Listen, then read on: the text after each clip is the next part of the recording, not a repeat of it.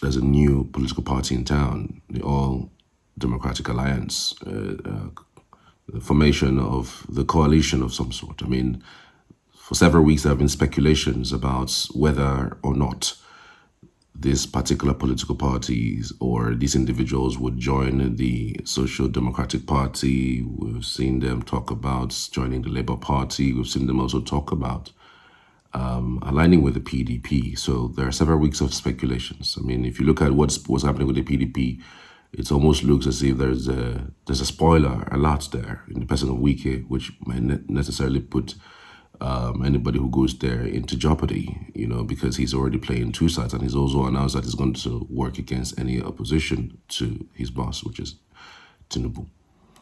Having said that, we also have another another issue with Labour Party, with Abure having serious leadership problems. Nana Usman is laying claim to the top, and we had also the fact that Abure is also laying claim to the chairmanship position, owing to the Supreme Court's verdict about the fact that the political parties should take care of themselves instead of asking the court to help them push for who should lead.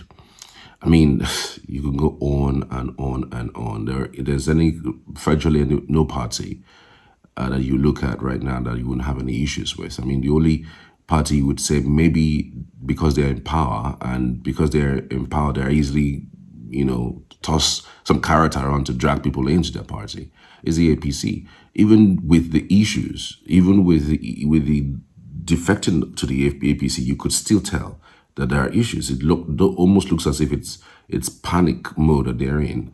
That's the reason why less than 2 years to the elections, we've started seeing endorsements. We've started seeing campaigns, billboards everywhere. So someone would think that if you are in power, you shouldn't be acting like you are in the opposition. So there's several sides to it. So now that speculation is put to bed, because again, at least these set of people would have the paraphernalia of the party to control in order to win an election, just like what happened in 2014 and 2015, where several political parties, several individuals came together with what they had, and they put together the All Progressives Congress, and at the end of the day, APC won that particular election. So it would depend on so many factors. So I've listed some factors that might not work for the political party ADA, because 2014 is not 2025 or 2027. I mean, it is totally different, all right? Far different. But then let me just tell you the story, then I'll tell you the factors that might most likely cause the failure of this particular coalition, all right? Ahead of the 2027 general elections, the National Opposition Coalition Group, NOCG, comprising major national political figures, including former Minister of Transportation, Rotimi Amechi, has written to the National Commission, INEC, to register its newly formed political party, All Democratic Alliance. The development followed the meeting of the coalition in Abuja on May 6, 2025, according to a statement by the group dated May 19th, and signed by Amechi and Umar Ardo as the chairman of the secretary of the new platform committee, NPC, respectively. The NPC comprises 15 members mandated to form an association to apply to INEC to register a new political party. According to the statement, a series of meetings were held, subcommittees were constituted, and reports were submitted to the committee leading to the meeting and resolution. At the meeting of the new platforms committees held on Thursday, June 19, 2025, the committee approved the formation of the ADA as a political association and the party's logo, slogan, and motto. Also approved were the party manifesto, its constitution, and the appointment of the interim leadership of the party, with Chief Akin Ricketts as pro tem chairman and Abdullahi Musa Elayo as pro tem national secretary. The coalition also approved the interim leadership of the new political party to secure a befitting office accommodation, open a bank account for the party upon registration by INEC for financial transactions, and operate the activities of the party as enshrined in the constitution of the party and the Electoral Act of 2022. So it's quite interesting. So it's no longer news that there's a new party in town and they are seeking registration from INEC, all right? But what might be news would be the hurdle that they'll have to go through in order for them to scale through and become successful just like APC was in 2014, 2015. So let's break it down. Why I think that the coalition might fail. These are my opinion, and it's not something that maybe I grabbed from somewhere, I got from somewhere, or and I'm doing a conjecture. I can give you a breakdown. Why one, the party may fail, the new party may fail, the coalition of some sort may fail is that the dynamics of 2014 and 2015 is not the same thing with 2025, 2026, and of course leading up to 2027. In 2014, we already had a disgruntled North. The North were angry that if Goodluck Jonathan goes on to win, he's going to do extra 4 years, meaning that Goodluck Jonathan would have been spending 10 years. And remember also that they didn't finish their tenure. Obasanjo did 8 years. It was supposed to do 8 years with Yar'Adua, but he passed on.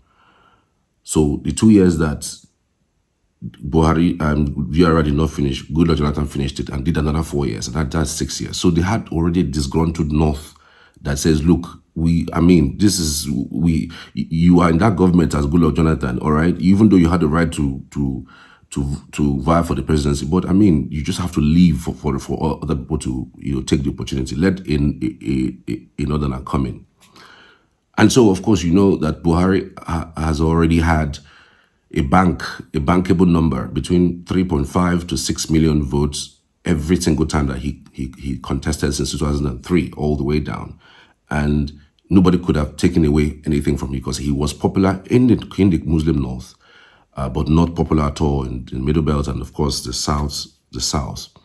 So he needed some few collaborations from the South. And even when he was vying for those positions, nobody really took him seriously because, I mean, who wants to align with somebody who is, beyond his prime age?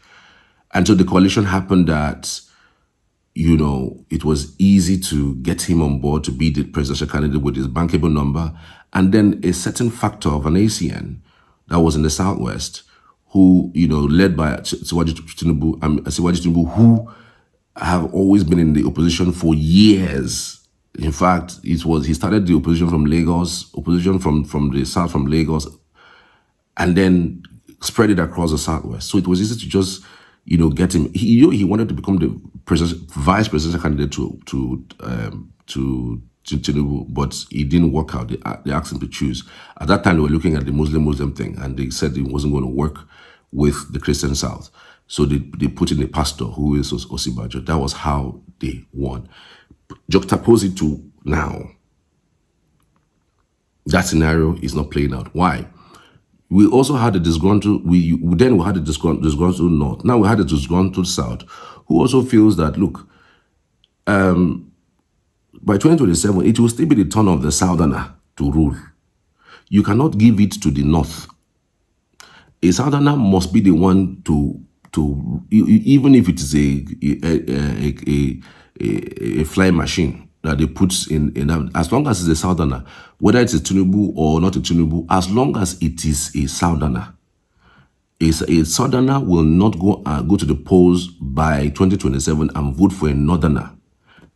Same thing played out in 2023. If not for Peter Obi, Atiku would have won that election. Peter Obi just needed, if Peter Obi had even aligned with Atiku as his vice, Atiku would have won that election.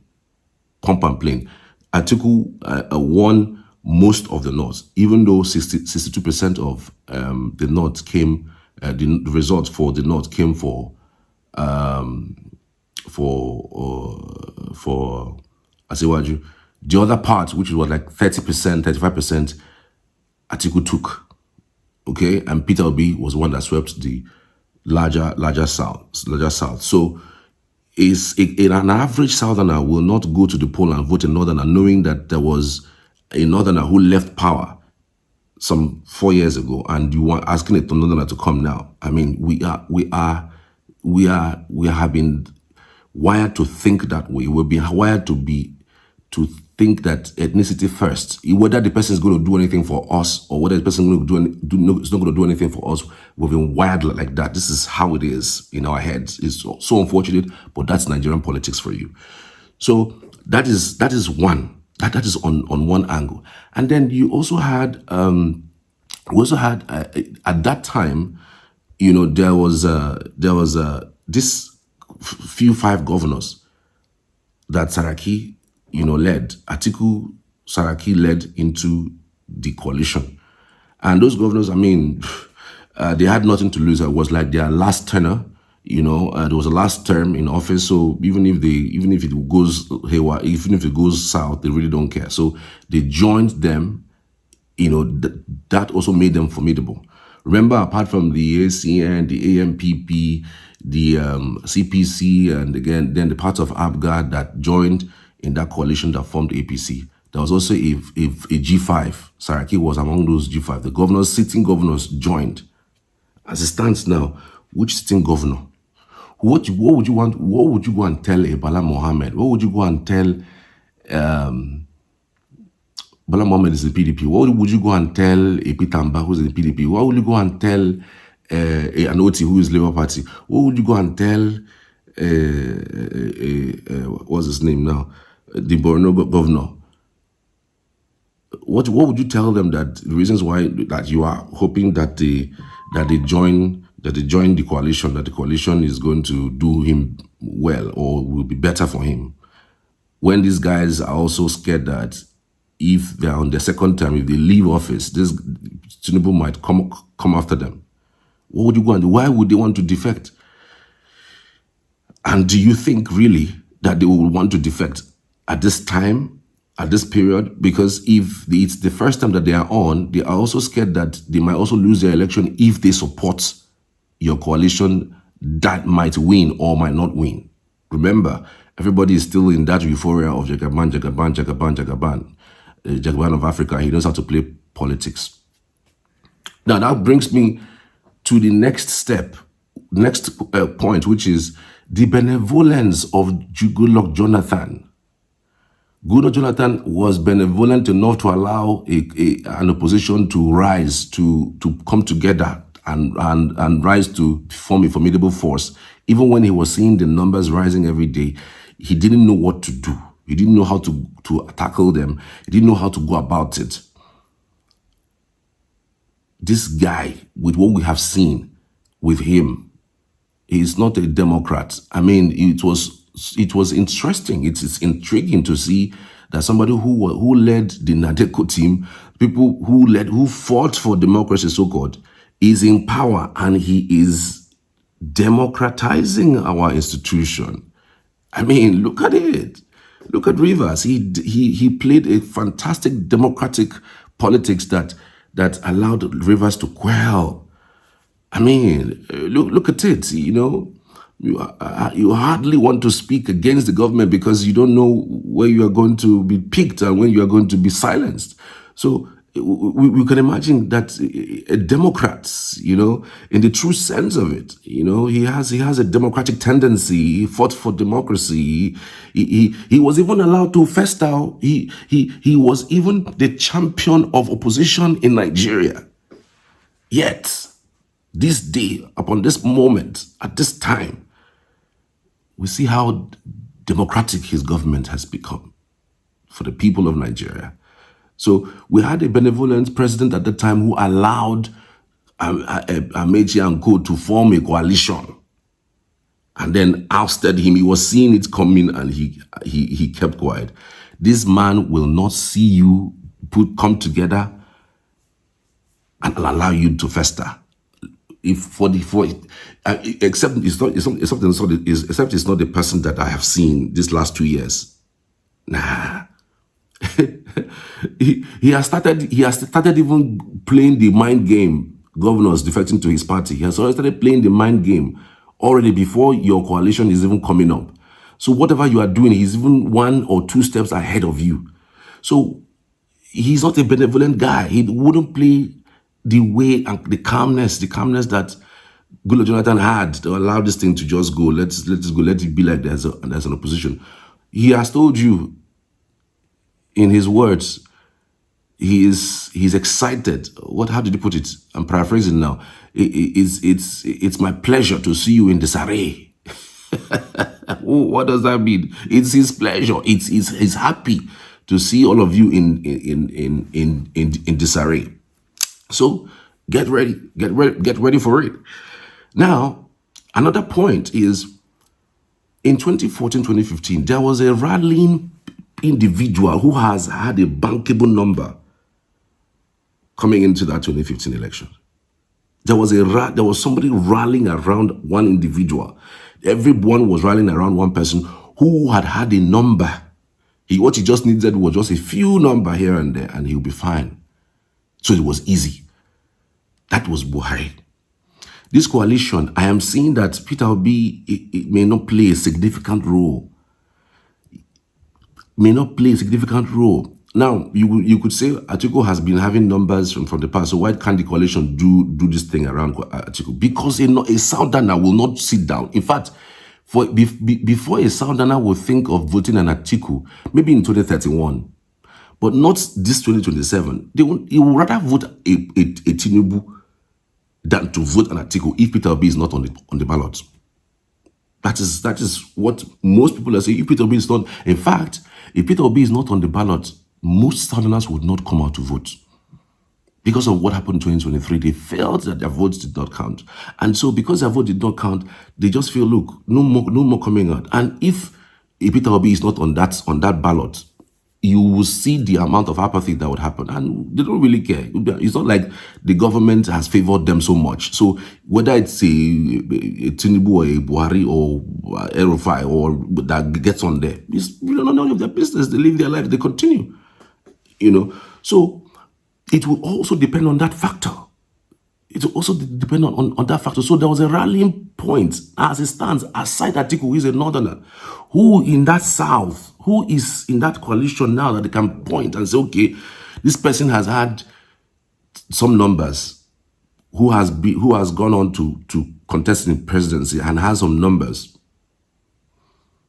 Or maybe, okay, fine, you have not done any presidential election, but there's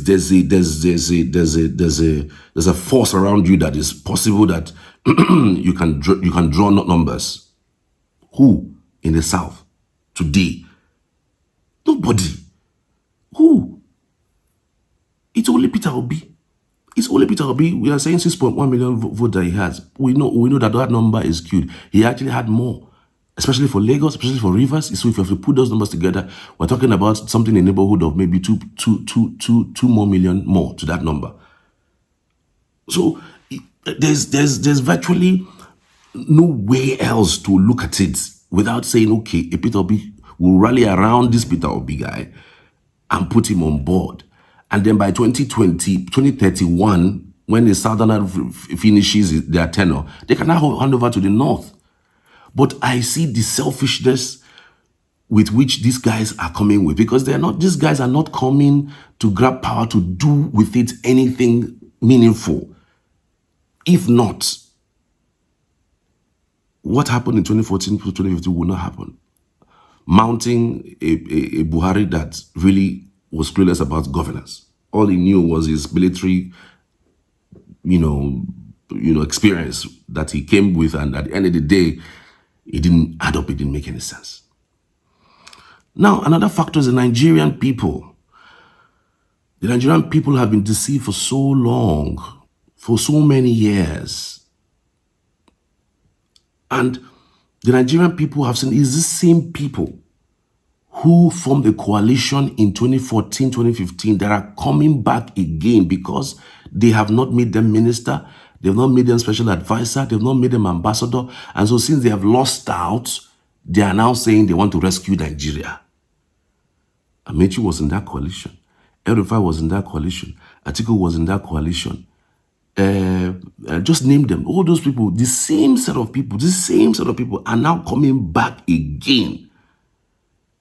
The Nigerian people will be circumspect, unlike what it was. When it was then, it was Novell, new political party, and there's this house of Goodluck Jonathan has been corrupt. Let's get him out, So it was Novell, it was new. And for the fact that PDP lost that election. It was something that was heavy. It was big news. Opposition has ousted a sitting president. I mean, they said Nigeria is now a democratic model, a model that anyone should, encompass, encumbrance, could learn from. Kenya started coming here, South Africa started coming here. Congratulations was from everywhere. In fact, Goodluck Jonathan was even the hero of that election, not even Buhari, because of the way and manner he conducted himself. Yes, but that factor is not longer now. Nigerian people are now saying, is it not the same people who said they want to rescue Nigeria and remove the Goodluck Jonathan, a man who was actually on the path of growth and development of the country, because at that time, we were growing fast.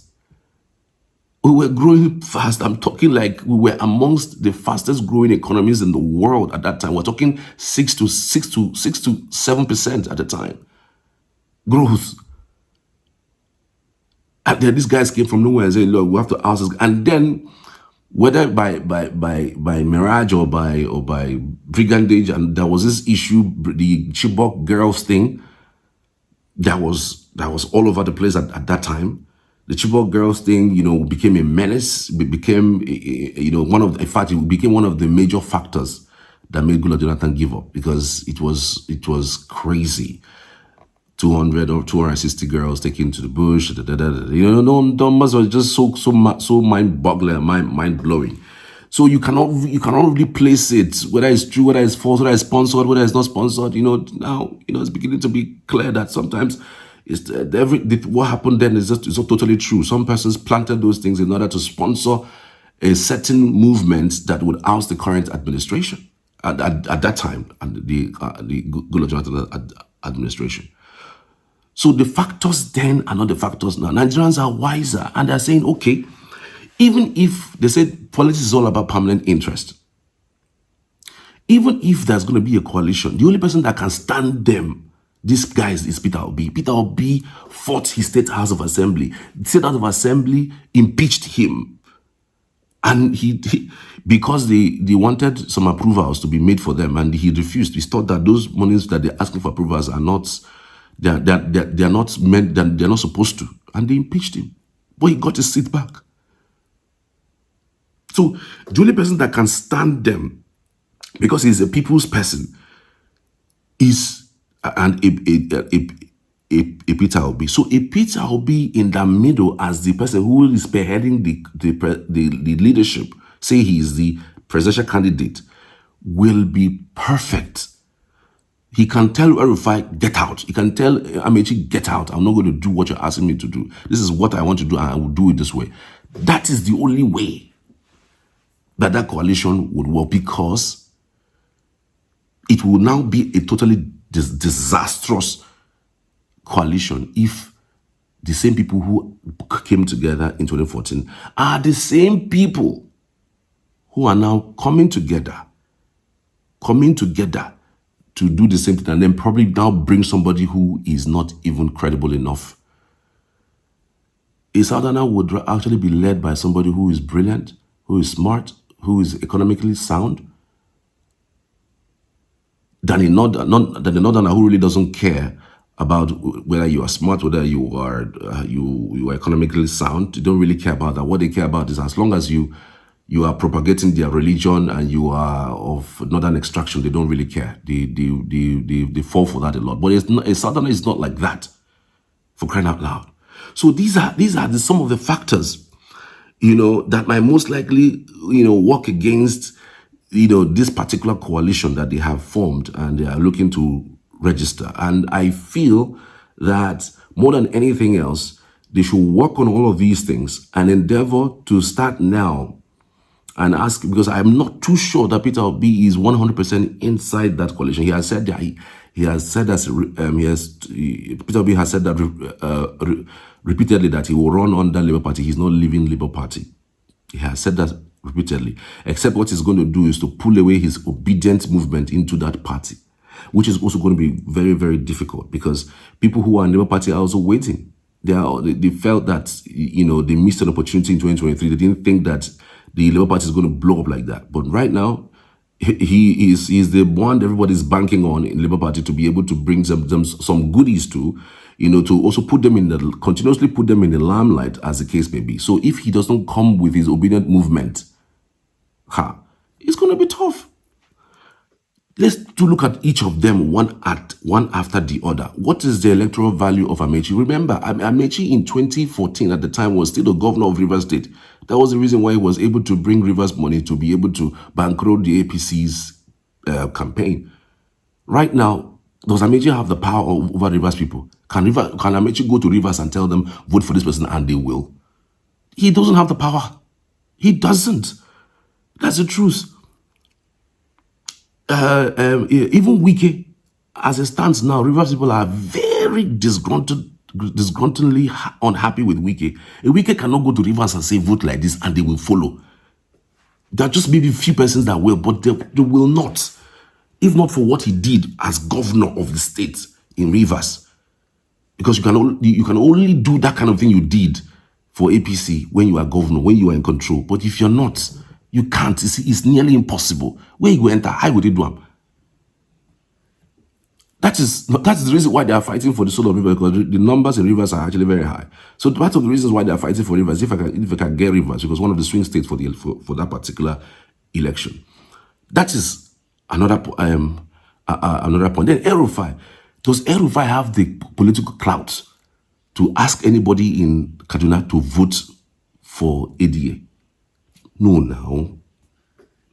He has a problem with the person who succeeded him, Ubasani. Will Ubasani be looking at him? He will come to his Kaduna State and campaign and say, come and vote for here. How are you going to do it? How are you going to do it? How possible are you where are you going to where are you going to place it from? Where are you going to start from? El-Rufai doesn't have that clout anymore. That's the reason why he's seeking collaboration. Because if he could, think about it this way, if El-Rufai was in the space of Peter Obi, say El-Rufai is in the stead of Peter Obi, like El-Rufai has a kind of popularity that Peter Obi has now. Do you know what he's going to do? He's not going to talk about any coalition. He's not going to talk about any coalition. He will say that they are supposed to be chasing him. They're supposed to be that guy will be doing. He will not even want to speak to anybody in the South. He is going to be the one to say, it's you that's what, like, he would already be behaving like president. But it is difficult for him because he doesn't have, if they conduct an election today in Kaduna, he will not even make it. He himself conducted an election in Kaduna, local government election, and 4 local government areas in places where parties sweep places. Southern Kaduna will not vote him. And so what is left? If Kaduna is divided into 2 and you are not able to get 20% or 30% of Southern Kaduna, I mean, what are the numbers in the north that you can use to augment? And he cannot move into Kaduna the way Ubasani is positioned in that state. Who else? Atiku. Well, Atiku still has some clout, especially in the northeast. He still has some clout. He still has some numbers. Those endorsements drama that played out in APC's endorsement. Don't be surprised that Atiku might have his trappings there. He might have his boys there who would say, you know what? If you're not giving us a Shetima as vice president again in 2027, forget Northeast. And they're not even joking with you about it. They'll tell it to your face, forget Northeast. And wherever Atiku pitches his tent is probably where it's going to go. Atiku still has that number, still has that, like, Atiku still has more electoral value than Amechi and El-Rufai put together. That's a South and not put together. I mean, if they cannot elect any election in any local government between Atiku alone, without a vice, Amechi and El-Rufai together, anywhere in Nigeria, Atiku will beat them by more than 200%. That is how, infinitesimal the Amechi and El-Rufai are in terms of the electoral value that these guys have. That is the fact. I'm not the type that I want to paint words or saying this is what is going on. Then who else is there? Who else? Who else? Saraki, since he did his back and forth with against Buhari while he was Senate president, when have you seen him said a word? 2023, where was he? Now he springs up from nowhere. Wants to go because you are now the face of coalition. You are now the face of reconciliation in PDP. Does it still have electoral value? These people are just trying to ride on the sentiment of Nigerians that this government is not doing well. That's the truth.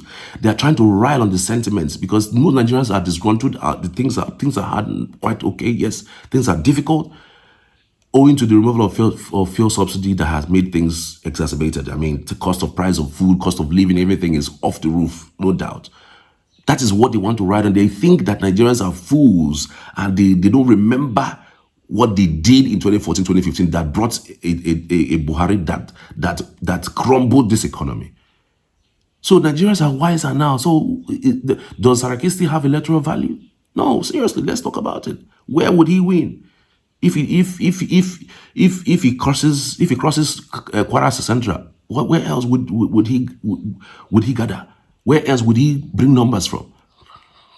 So who else in that space that you think that can really do anything spectacular, that can bring this coalition to limelight, beyond bringing them to limelight, but giving them the opportunity to win that election? Because I feel 1,000 times more that the dynamics of 2014, 2015 is far different from the dynamics that is playing out between 2027. Because now Nigerians are wiser.